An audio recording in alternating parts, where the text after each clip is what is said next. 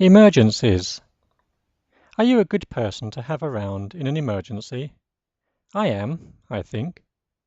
I have a very cool head and I don't panic easily.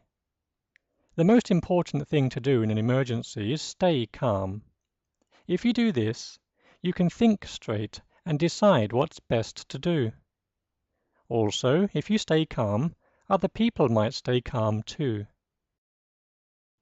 The worst thing to do is panic. Once you panic, things become worse. Of course, it depends on the kind of emergency. For really serious emergencies, you should call the emergency services. That's 999 in the UK or 911 in other parts of the world. My biggest emergency recently was a big one.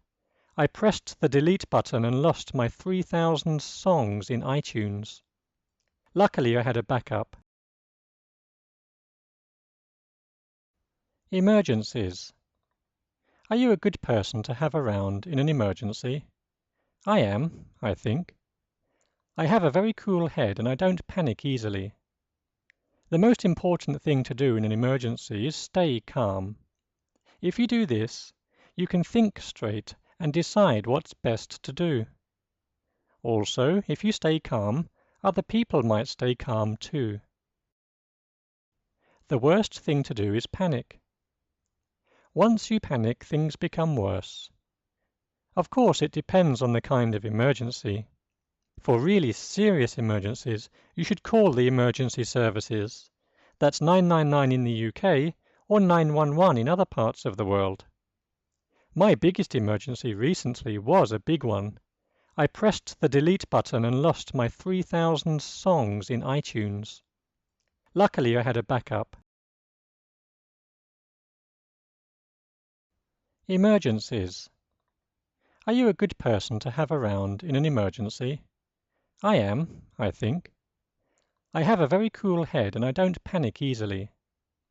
The most important thing to do in an emergency is stay calm.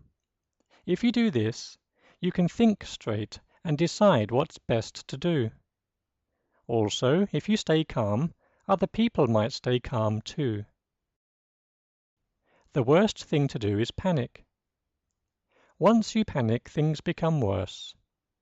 Of course, it depends on the kind of emergency. For really serious emergencies, you should call the emergency services. That's 999 in the UK or 911 in other parts of the world. My biggest emergency recently was a big one. I pressed the delete button and lost my 3,000 songs in iTunes. Luckily, I had a backup.